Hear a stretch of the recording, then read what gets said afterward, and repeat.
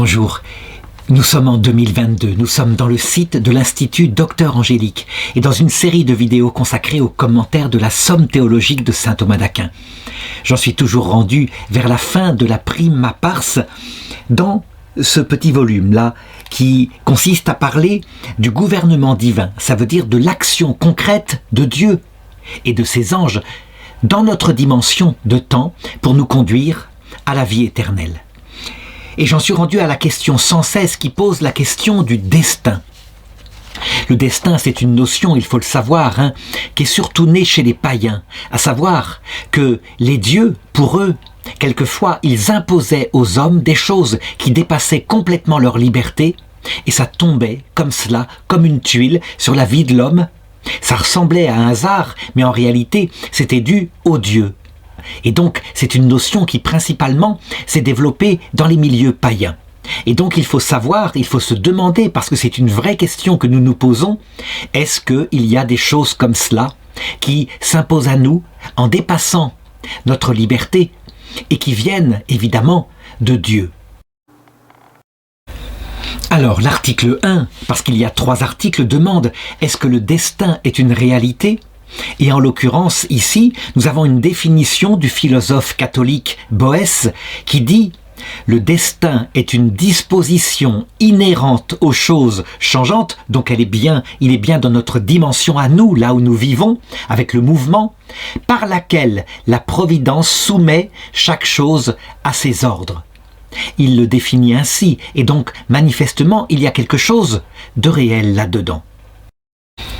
Alors, lorsque d'abord nous partons de notre expérience, dans notre dimension, dans notre vie, nous le constatons, nous ne pouvons pas faire autrement. Il y a véritablement des choses qui relèvent du hasard et qui nous arrivent. Alors, je dis bien dans notre dimension, et il faut définir ce que c'est qu'une chose qui arrive par hasard. Eh bien, nous le voyons dans notre vie, tout effet a une cause. Et on peut remonter comme cela très loin, dans l'ordre des causes qui ont produit un effet. Donc, dans ce domaine des séries de causes qui produisent un effet, là, on ne pourrait pas dire qu'il y a un hasard, mais que simplement, notre intelligence est incapable de connaître les multiples causes qui s'influencent pour en définir l'effet final.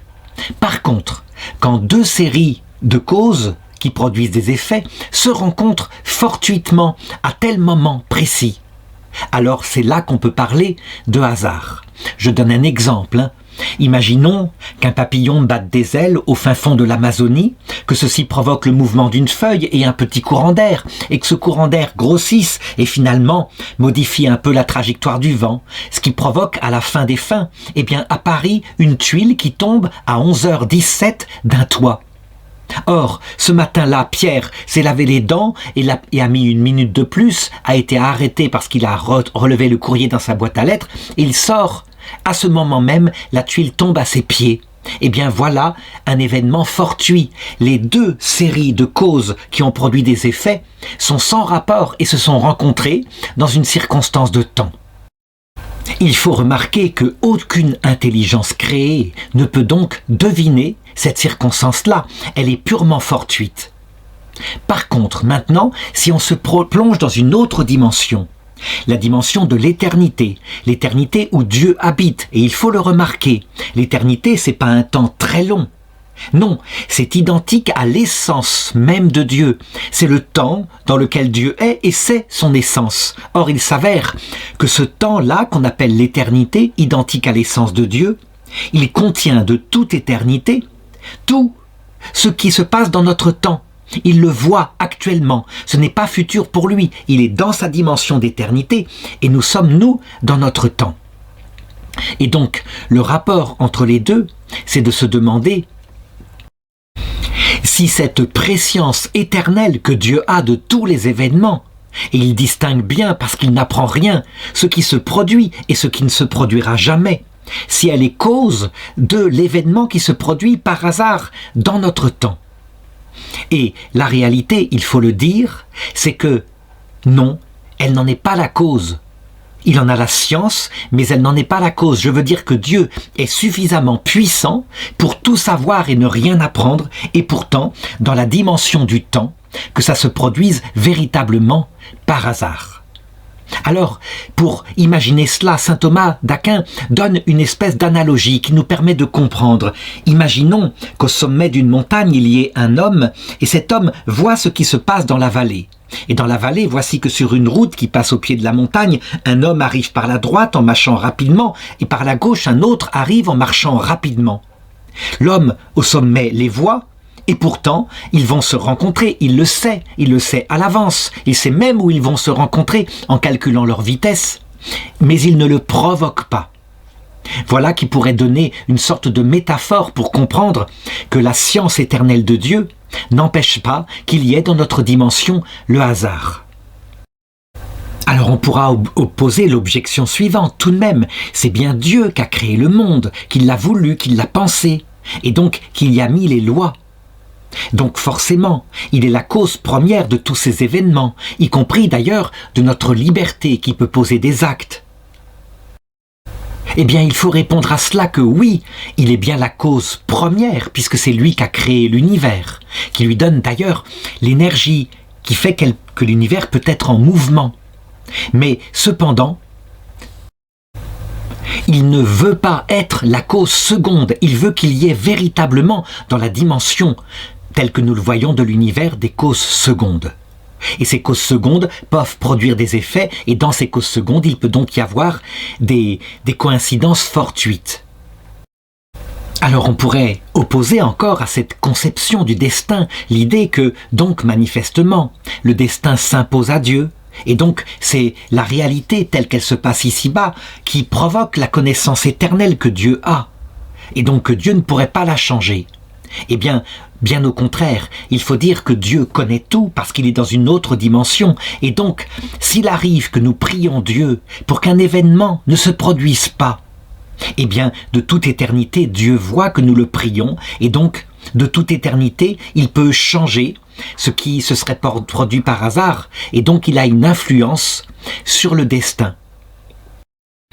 Tout ceci nous est très complexe à comprendre, tout simplement parce que nous n'avons pas pour le moment la contemplation de ce que c'est que l'éternité. Et donc, il n'y a rien à faire dès que nous pensons ce qu'il se passe dans notre temps et que nous savons que Dieu le sait de toute éternité, qu'il peut aussi le modifier, eh bien, nous plongeons Dieu qui est dans l'éternité comme s'il vivait dans notre temps. Et donc, nous tombons, par exemple, dans l'hérésie que donnait quelqu'un comme Jean Calvin, qui disait qu'en fait, notre liberté n'existe pas, que le hasard n'existe pas, que c'est finalement Dieu qui programme tout. Parce que nous sommes comme des vases qu'il a créés, et lui est le potier, et il fait ce qu'il veut. Ce n'est pas du tout comme cela que ça se passe, il est tout puissant, il peut donc faire une dimension où véritablement il y a le hasard, et puis la liberté. Alors, dernière remarque, en ce qui concerne notre vie, on ne peut pas la réduire comme cause à des événements fortuits et ce qui compte à la liberté. Il y a aussi des événements qui évidemment sont programmés par nous, par le Créateur en nous. Par exemple, eh bien, il est génétiquement programmé que à certains moments, notre corps ne pourra plus être assumé par notre âme. Et c'est 120 ans maximum si on prend le texte de la Genèse. Eh bien, ces événements-là, ces programmations-là, on peut le dire, elles font aussi quelque part partie de notre destin. Mais là, on peut le dire d'une autre façon.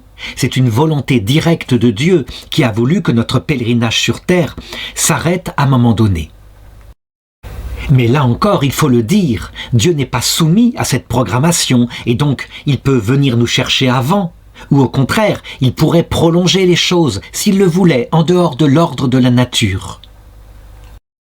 Alors quelques objections, et en particulier par exemple cette autorité d'un sermon sur le destin qui dit ceci, c'est un sermon de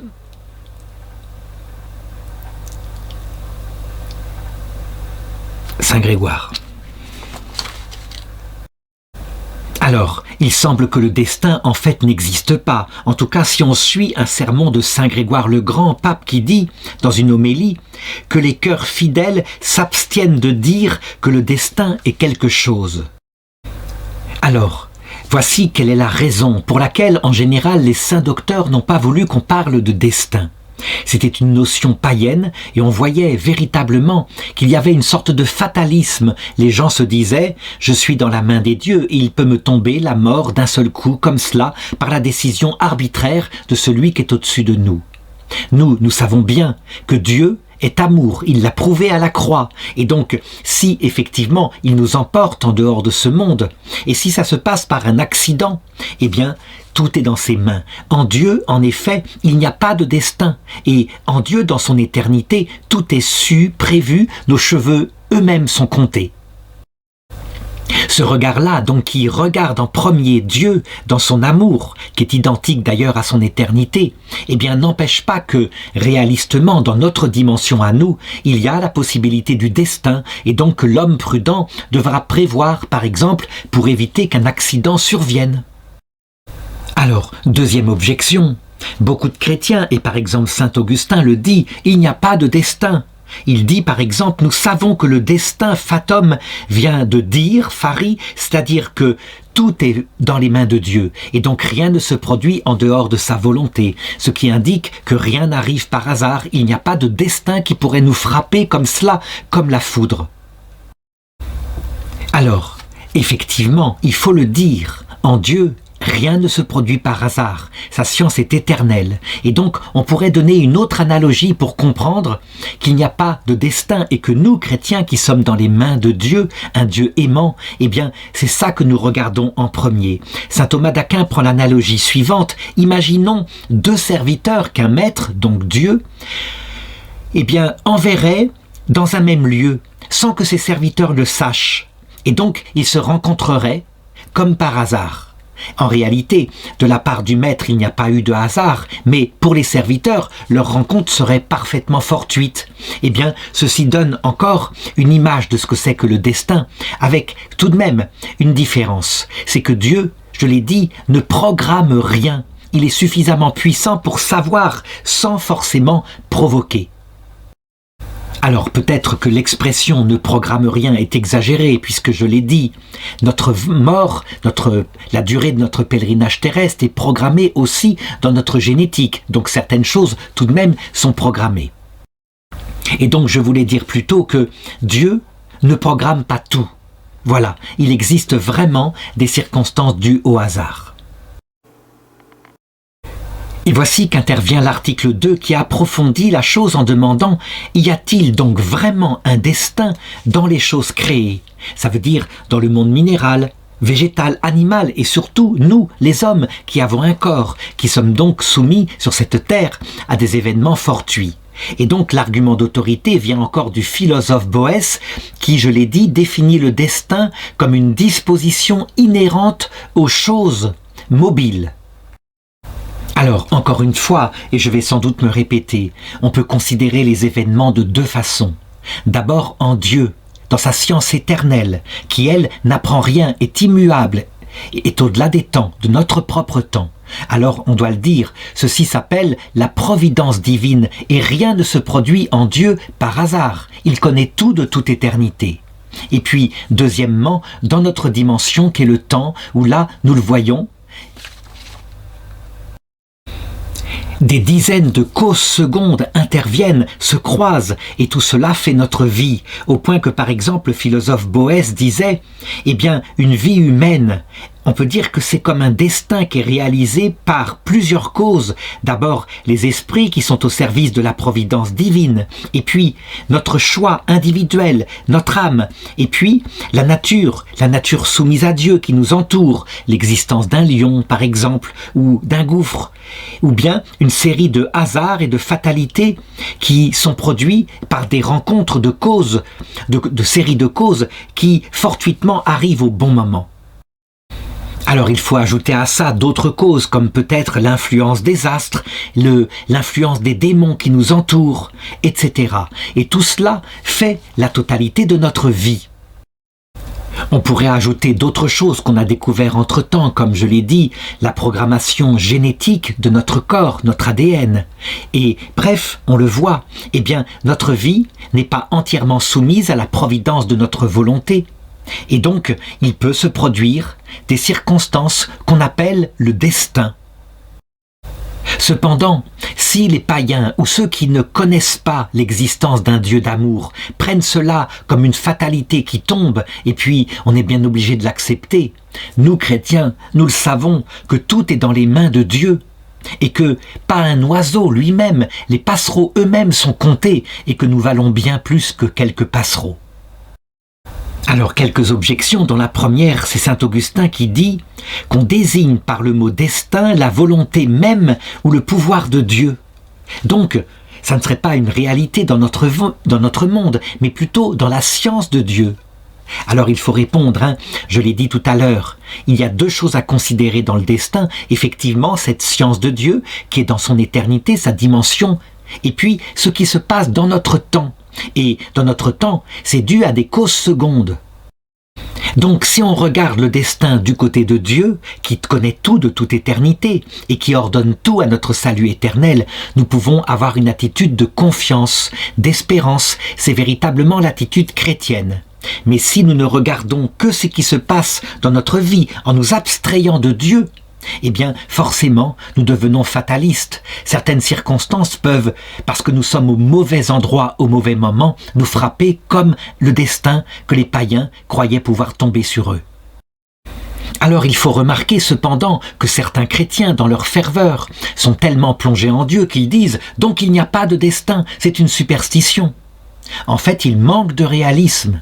Il existe bien dans notre dimension la possibilité du destin et de certains hasards. Et voilà pourquoi l'homme prudent, le père de famille, eh bien, il va essayer de prévoir, par exemple en mettant de l'argent de côté. C'est ce que disait le pape Léon XIII dans son encyclique Rerum Novarum. Il disait aux ouvriers qui n'avaient pas d'assurance sociale, vous devez épargner en cas où le destin vous frappe, par exemple par la maladie, le chômage ou n'importe quoi, et ceci par protection de votre famille. Alors, deuxième objection, lorsque le destin nous frappe, nous disons qu'il a été une cause. Et donc, quelle est la cause suprême qui pourrait empêcher une cause seconde comme ça de s'exprimer?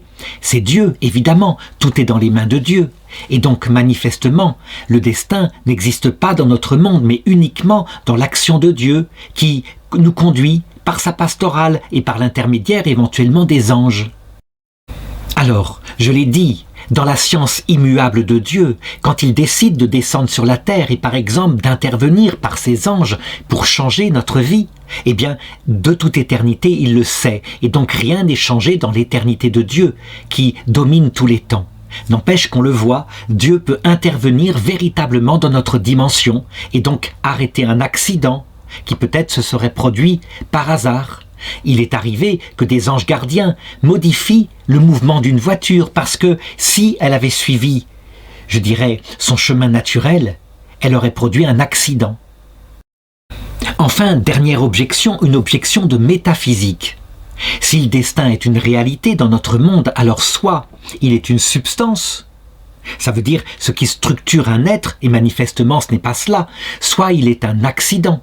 Par exemple, eh bien ma main, au point de vue métaphysique, est un accident parce qu'elle existe par ma substance, qui est en fait mon âme. Et on voit bien, ça ne correspond pas non plus. Alors il faut répondre que le destin est dans le genre le plus léger des accidents. En fait, c'est une relation de notre être avec ce qui nous entoure et toutes les causes qui peuvent se produire autour de nous. Et donc, quand la relation nous rencontre, fortuitement, à tel moment, eh bien, se produit un événement du hasard. Par contre, si nous regardons le destin, par exemple, dans cette programmation de notre génétique qui nous condamne à mourir, maximum à 120 ans, dans ce cas-là, il sera plutôt une propriété d'un accident qui s'appelle notre corps. Notre corps, eh bien, existant par notre âme. Et à un moment donné, eh bien, du coup, notre corps est comme programmé par ceux qui l'ont créé, les anges. C'est eux qui l'ont organisé, de manière à ne plus pouvoir être assumé par notre âme au bout d'un certain temps. Là, pour le coup, on remonte à une volonté de Dieu qui descend jusque dans notre réalité, parce qu'il n'a pas voulu que nous soyons éternellement en vie sur cette terre, mais que nous passions ensuite à d'autres dimensions pour continuer notre chemin vers la vie éternelle. Vient enfin l'article 3 qui se pose particulièrement à nous, qui quelquefois venons du paganisme. Est-ce que le destin est immuable? Est-ce qu'il faut le prendre comme une fatalité et donc s'y soumettre comme cela, sans chercher à changer quoi que ce soit? Boès, le philosophe Boès dit que le destin est une disposition immuable. Et donc, il faut maintenant argumenter pour bien comprendre, comme je l'ai dit, qu'on peut regarder le destin de deux façons. D'abord, en Dieu, qui lui connaît tout de toute éternité, y compris lorsqu'il décide d'intervenir dans notre vie pour en changer un événement. Il n'apprend pas ou il ne décide pas maintenant qu'il va changer un événement. Non, Dieu qui est dans l'éternité, de toute éternité, est en train de changer l'événement dans notre temps, ou plutôt ça lui est présent à sa connaissance. Donc, résultat, et sous ce rapport-là, on peut le dire, en Dieu le destin est immuable. Et voilà pourquoi il y a des prophéties, quand par exemple il est mis dans l'Écriture que Jésus devait mourir comme il est indiqué dans les Écritures, ça veut dire dans la science éternelle de Dieu. Et cette science étant déterminée, on peut dire que l'événement devait se produire véritablement dans le temps. Deuxième manière de regarder le destin, c'est en nous plaçant dans le temps et donc en regardant les causes secondes qui provoquent la totalité de notre vie. Et là, manifestement, lorsqu'on considère la totalité des causes secondes qui interviennent dans notre vie, on voit que certaines choses se produisent fortuitement, mais qu'il y a aussi à considérer la présence des anges qui sont là et qui appliquent la providence divine par un gouvernement, par une pastorale sur nos vies. Et voilà pourquoi il faut dire que dans notre dimension, le destin peut être changé, d'où l'intérêt d'ailleurs de prier, de nous confier à Dieu. Et il n'empêche, je le redis, dans la dimension qu'est l'éternité de Dieu, rien n'est changé, puisque Dieu, de toute éternité, nous voit en train de prier et d'obtenir, par exemple, l'intervention d'un ange ou d'un saint qui change ce qui aurait dû normalement nous arriver. Voilà pourquoi d'ailleurs, dans les prophéties qui viennent depuis Dieu dans l'éternité, il y en a de deux sortes. Il y a les prophéties qu'on appelle de prédestination, comme par exemple quand Dieu dit qu'une vierge mettra au monde le Messie, et ceci est décidé, et cela aura lieu. Et puis, il y a les prophéties conditionnelles qui disent par exemple « si vous ne changez pas, il vous arrivera tel malheur ». Par exemple, la prophétie que donna Jonas sur la ville de Ninive et qui ne se réalisa jamais parce que les habitants de Ninive se convertirent. Alors, quelques objections d'abord venant du philosophe Boès qui dit « manifestement, le destin est muable, on peut le bouger ». En effet, ce qu'est le raisonnement par rapport à l'intelligence, ce qui est engendré par rapport à ce qui est, le temps par rapport à l'éternité, le cercle par rapport au point central, telle est la série qui peut être modifiée du destin par rapport à la simplicité stable de la providence. Alors il faut répondre que, évidemment, Boès considère ici le destin par ces deux motifs, en Dieu, et là il est immuable, et dans notre temps, sur la terre, et là, manifestement, il peut être modifié. Autre objection, venant d'Aristote, celle-ci qui dit « si nous changeons, par exemple de comportement, alors les choses qui sont en nous changent aussi ». Ce qui montre qu'avec notre prudence, notre action, nous pouvons changer notre destin. Et donc, manifestement, le destin est modifiable. Il faut répondre à cela que, effectivement, dans ce qui explique notre vie, il y a aussi cette dimension qu'il ne faut pas oublier, notre liberté. Elle joue de plus en plus au fur et à mesure que nous devenons adultes. Et donc, nous pouvons, par exemple par la prudence, la prévoyance, etc., modifier certains événements de notre destin. Par exemple, ne pas connaître la misère, alors que dans le reste du monde, il y a une famine parce que nous avons prévu. Alors, troisième objection, si le destin n'est pas modifiable, Eh bien, nous le voyons effectivement lorsque nous regardons notre vie. Ce qui n'est pas modifiable, c'est d'être au mauvais endroit, au mauvais moment, par une circonstance due au hasard. Et ça, quand ça tombe dessus, personne ne peut le prévoir, et donc personne ne peut le modifier. Alors, effectivement, cela peut se produire, mais attention, ne pas oublier la présence des anges. Et je me rappelle par exemple l'histoire de cette petite fille belge qui disait son chapelet en allant à l'école. Or, voici qu'elle rencontra le grand criminel pédophile belge qui s'appelait Michel Fourniret. Et donc, on vit, alors qu'il l'avait enfermé dans son camion, eh bien, les portes du camion s'ouvrirent spontanément, toutes seules, et elle put sortir du camion, et ensuite, eh bien, étant pris en stop par une personne qui passait par là, désigner celui qui l'avait enlevé, la voiture, et la dame releva le numéro, et c'est ainsi que ce grand criminel fut arrêté. On le voit donc, les anges peuvent toujours, dans notre dimension-là, arrêter ce qui normalement aurait dû se produire par une cause fortuite, le hasard d'une mauvaise rencontre. L'article 4, enfin, demande « Est-ce que toutes les choses que nous voyons dans la création sont soumises au destin ?» Et donc, un set contrat qui vient encore du philosophe Boès et qui dit que manifestement certaines choses sont placées directement sous l'action de la providence et à ce moment-là, elles ne sont pas sous le destin, mais sous la providence de Dieu. Alors, il faut comprendre que pour nous, évidemment, tout ce qui arrive indépendamment de notre volonté, tout ce qui nous est imposé quelque part, nous avons tendance à l'appeler sous le qualificatif de destin. Par exemple, le fait que nous existons maintenant, que j'existe moi, c'est un hasard formidable. En réalité, ce n'est pas un hasard, mais c'est une volonté de Dieu qui a créé mon âme. Mais il y avait une part de hasard. Il fallait que mes parents aient une union conjugale au bon moment pour qu'arrive ce qui a donné mon corps. En réalité, nous appelons destin des choses qui ne relèvent pas du destin. Si on définit le destin, eh bien, les circonstances multiples par lesquelles les causes secondes dans notre dimension, à savoir ici-bas, se rencontrent et parfois fortuitement et donnent finalement ce qu'a été notre vie. Non, il faut le dire, ce qui relève de Dieu directement dans son acte volontaire, eh bien, ne relève pas du destin. Il y a donc dedans, d'abord, la création, et puis, après la création de notre âme, la proposition de la grâce sanctifiante, qui est une volonté de Dieu, et qu'il proposera, dit le Concile Vatican II dans Gaudium et Spes 22.5, à tout homme, par un moyen connu de Dieu, et au moment où il le voudra. Donc, cette proposition de la grâce qui, évidemment, dépend de la volonté de Dieu, nous aurions tendance à dire, eh bien, c'est notre destin surnaturel. Dieu l'a décidé. Mais en réalité, c'est abuser du terme destin. Il vaut mieux parler ici de la volonté de la providence, une volonté d'amour sur nous. Alors, une première objection, toujours du philosophe Boès, qui semble dire que tout ce qui est ici dans notre monde est soumis au destin, puisqu'il le définit comme ça. L'ordonnance du destin meut le ciel et la terre. Elle modère l'action réciproque des éléments et les transforme par des modifications successives. Elle renouvelle toutes les choses qui naissent et qui meurent.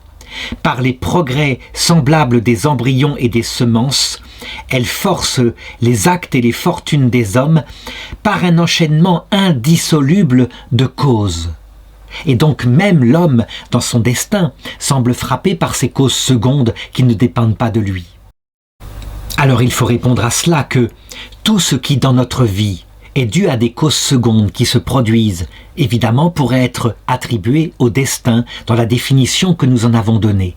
Mais, je l'ai dit, tout dans notre vie ne vient pas de cela. Certaines choses sont véritablement voulues par Dieu directement, par son intervention, soit en main propre quand il nous communique la grâce ou quand il a créé notre âme, soit par l'intervention de ses anges qui appliquent sa volonté sur nous et qui peuvent, par exemple, arrêter un accident ou au contraire le provoquer parce que notre heure de passer dans l'autre monde est venue. Alors, deuxième objection, cette fois elle vient de saint Augustin et elle définit autrement le destin. Il dit « Le destin est quelque chose en tant qu'il se rattache à la volonté et à la puissance de Dieu. » Mais nous le savons, tout ce qui se passe dans le monde eh bien, se rattache à la volonté et à la puissance de Dieu, ce qui voudrait dire que tout est destin. Alors il faut répondre à cela que, quelquefois, évidemment, nous regardons le destin par sa cause première. Et donc dans ce cas-là, oui, il faut le dire, tout est dans les mains de Dieu. Mais, je l'ai dit, les causes secondes, il les a voulues, et donc il est capable aussi de faire qu'il y ait en nous une vraie liberté.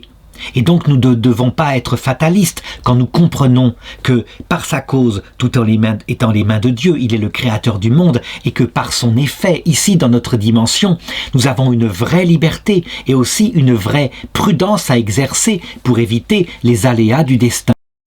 Enfin, dernière objection, toujours en reprenant la définition de Boès qui dit « Le destin est une disposition inhérente aux choses changeantes ». Mais toutes les créatures sont changeantes, y compris les anges, et donc on doit dire que tout est soumis au destin.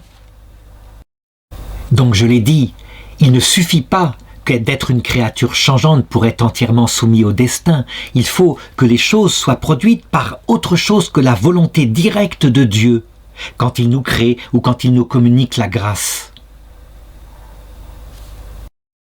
De même, il faut que cela échappe à notre liberté. Donc si on regarde le monde des anges, qui sont des purs esprits, eh bien, il n'y a pas en eux de destin au sens propre du terme. Ils décident de leur propre sort. Et je dirais, quand Dieu les crée et leur communique la grâce, ceci ne s'appelle pas au sens propre un destin. Nous, au contraire, les hommes, nous sommes en partie soumis au destin par le fait que nous avons un corps et que ce corps participe à tous les hasards que nous pouvons constater dans le monde animal, végétal et minéral.